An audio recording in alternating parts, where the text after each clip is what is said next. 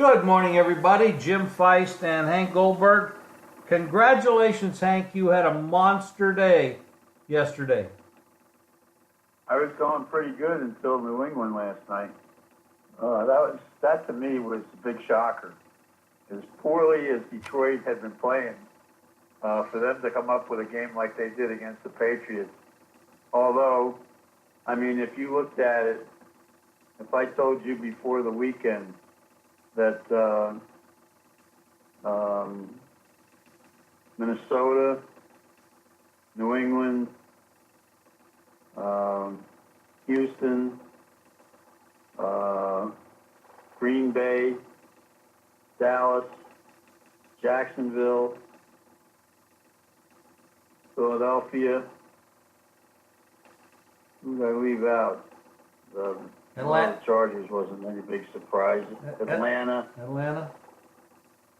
Yeah, we're all going to get beat yesterday. Well, you mentioned Philly, but they didn't actually lose. Well, Philly? Yeah, Philadelphia beat the Colts, but yeah. Well, the Colts won that game, didn't they? No, Philadelphia 20, Indianapolis 16. They covered. Oh, they covered. Yeah, Colts covered. Philly won the game. Yep. Cincinnati didn't hold up against Carolina. Carolina's playing. Well, I'll tell you something. Cincinnati was on their way to at least getting a push in that game, and then A.J. Green got hurt. That killed them. Yep. And if that hadn't happened, well, no, I wouldn't have gotten my parlay card. Yeah, I would have been really ticked off about the New England.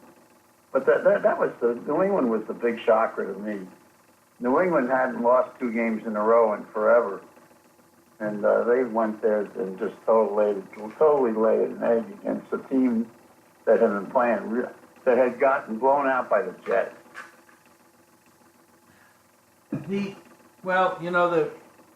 From week 1 and preseason to week 3 and 4, a lot of things change in the NFL. It's really hard to judge how good or bad a team is early in the season. I don't know where the hell that effort with Buffalo and Minnesota came from. I was shocked. The game was. Well, I can tell you, I can give you a reason for Minnesota. Minnesota has a game with the Rams on Thursday. It was a classic case of them not wanting to show anything when you got a big game like that coming up on a short week. I'm sure they didn't prepare at all for this game when they had the Rams coming up in 4 days. That happens all the time. But, they lost to Buffalo, and Buffalo had their rookie playing quarterback. And the guy played a great game. He did. He played well. But the result was so one-sided. That was the shocker. But a lot of people, the other one interesting about that game, the line never moved. It opened 16.5 and stayed there. Yeah, that's very true. 27-0 at halftime, and the blowout aspect of it was surprising. But that quarterback, you can't trust him at times. When he throws in a stinker, he really stinks it up. And Minnesota lost their running back again. And now they do travel to the Rams this Thursday, and the Rams has a problem now too. They lost their 2 starting corners, and those 2 guys can really play. Yeah, that's, usually your Thursday night teams, your home teams have an advantage because the other team is traveling off a short week. But, boy, I tell you, after a stinker like Minnesota put up yesterday, you would think that Zimmer would have them at the top of their concentration level. That was unbelievable. And then, of course, hey, you mentioned Jacksonville losing. The week before they beat New England. They come home and throw in a stinker against Tennessee, and Tennessee's now beaten 2 years in a row. Now, Tennessee does not have bad personnel on defense. and they got a very good coach, their new coach, who can coach defense. And last year, Tennessee beat them twice. And the Jacksonville quarterback is he played his best game of his life the week before. Doesn't have Fournette this week again for the second week in a row, and they added a couple of people to their injury list. But Mariota, their backup quarterback got hurt in the game, and so they had to go to Mariota in the second half, and he produced 3 scores in the or 2 scores in the second half. And when he's on his game, he's pretty good. You know, in an age of high-scoring games, we have a 9-6 final. That's pretty incredible. They've got a good defense, though. And Jacksonville's offense, if the quarterback is off his game, he can be off his game. That's true. Baltimore, they came back and they scored 7 in the second half. That's the only scoring there was in the second half. They covered.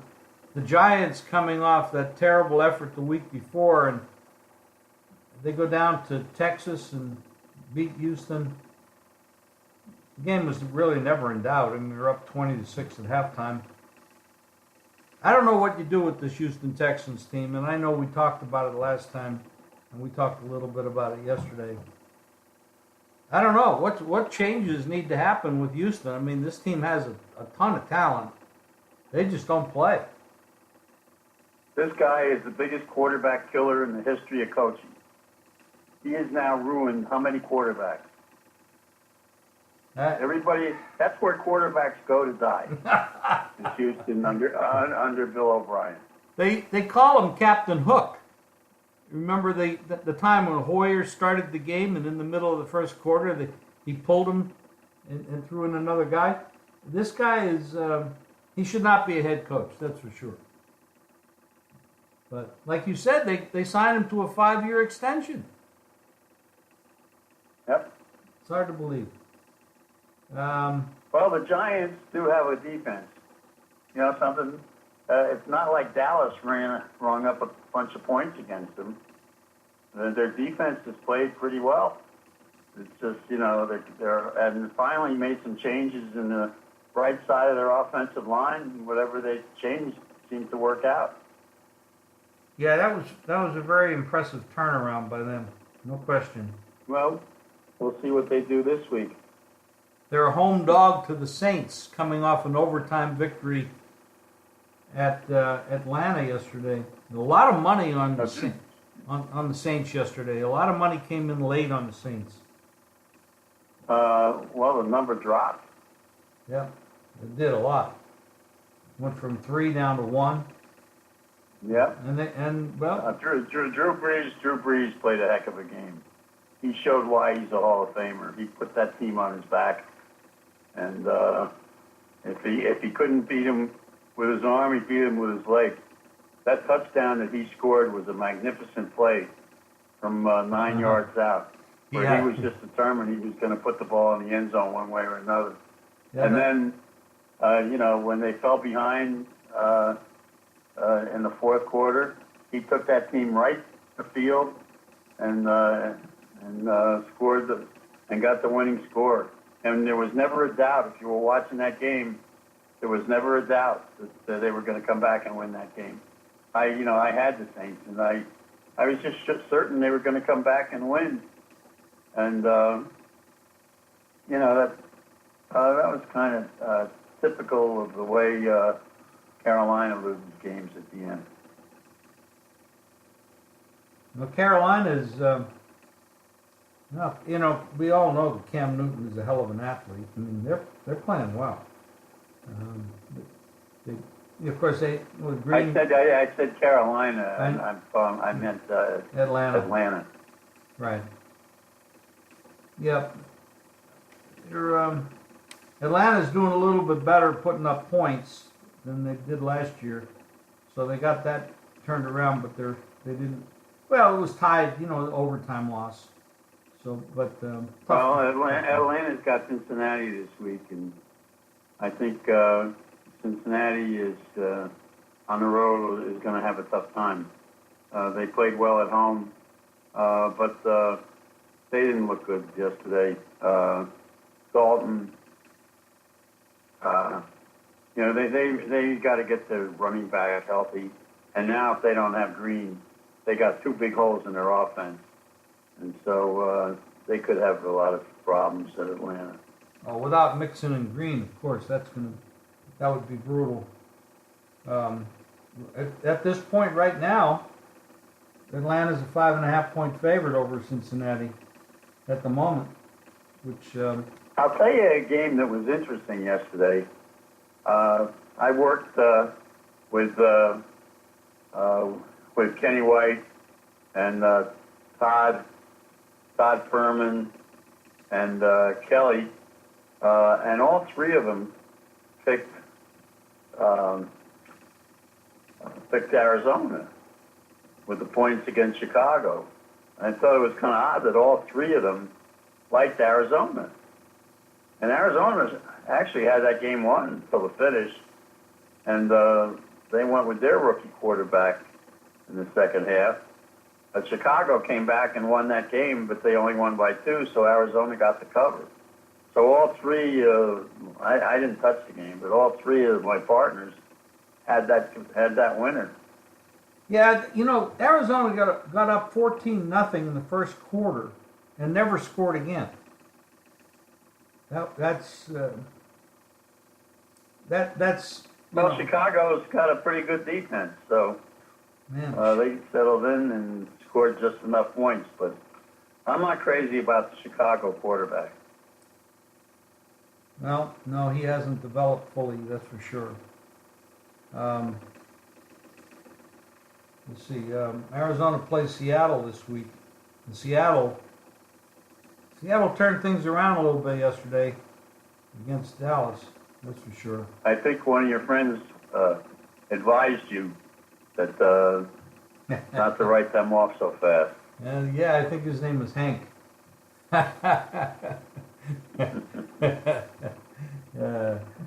Well, we have a big game tonight, Pittsburgh at Tampa. Yep.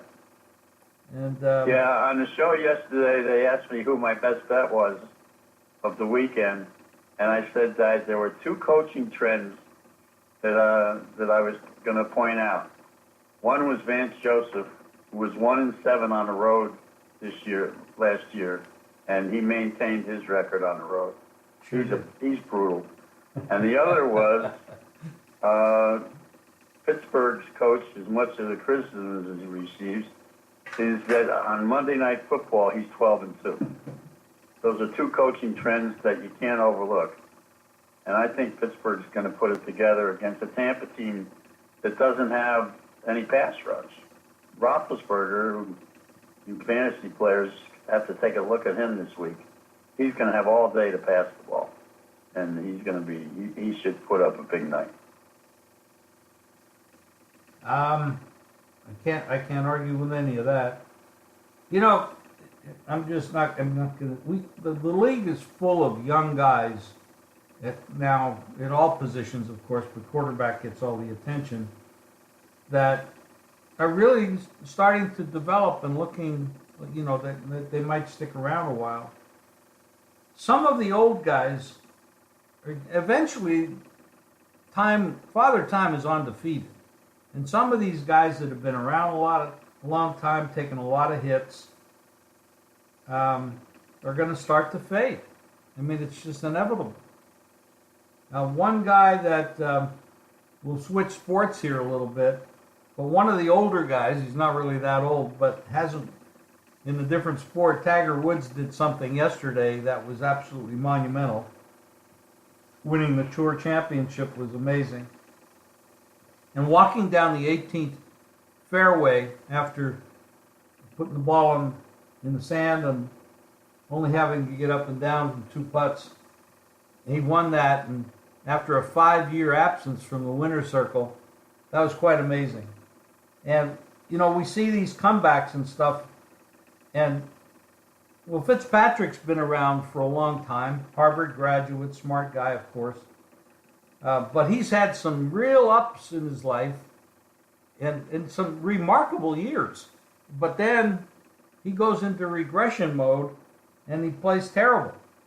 So you never know. And Pittsburgh, of course, has Roethlisberger, who 2 years ago said he was thinking about retiring. And you got New England with Brady, who's been around forever and accomplished everything.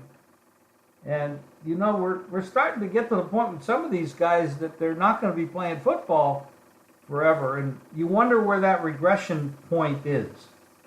At some point, they all go away. I mean, even Eli with the Giants had a good day yesterday. But it changes. And I think getting on the cusp of that, you have to spot it. You never know when it's going to happen.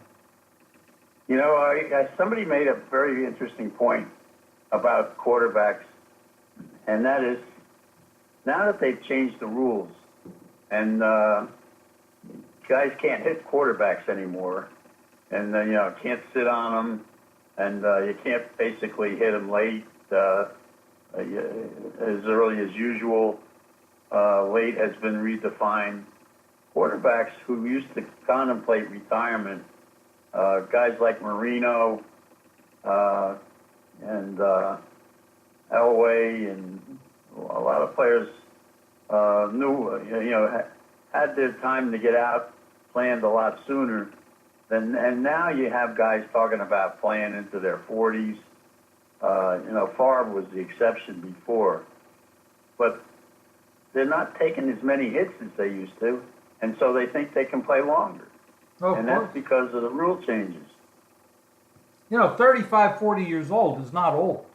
It's just that it's old in football terms because of the hits. Boomer Esiason and Phil Simms yesterday said if the rules were this way when they were playing, they wouldn't have retired so soon. Yeah. Exactly what you just said. Yes. Now we got some big games coming up, and we saw a lot yesterday. I want to add one thing. Mario Cristobal, who I've known a long time since he was a lineman at the University of Miami, and he coached, his first coaching job was at FIU, and he's a great guy, and he's a good coach.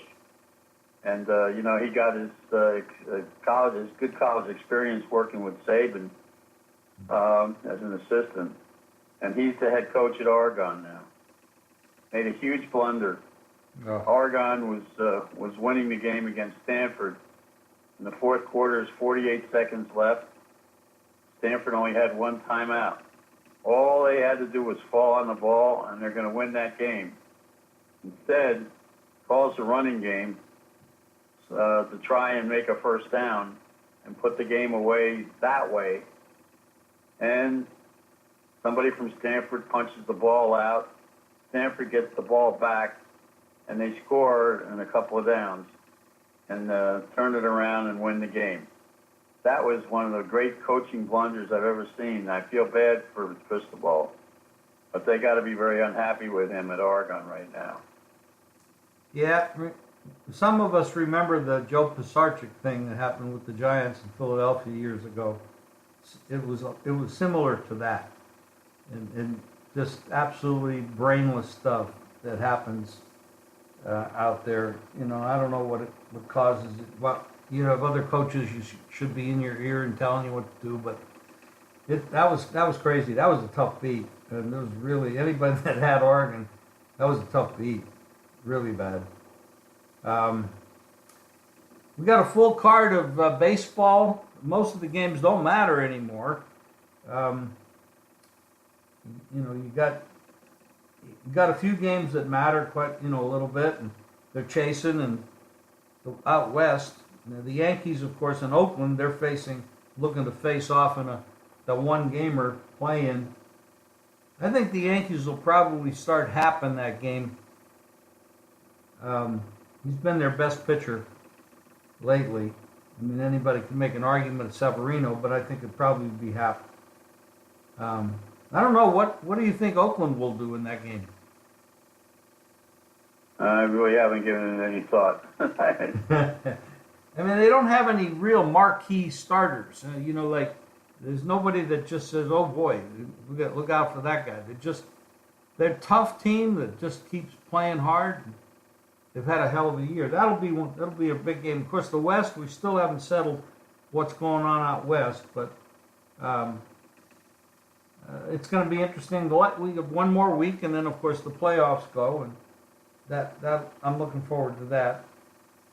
College games, big college games. I don't know that anybody can play with Alabama unless they have a real bonehead day.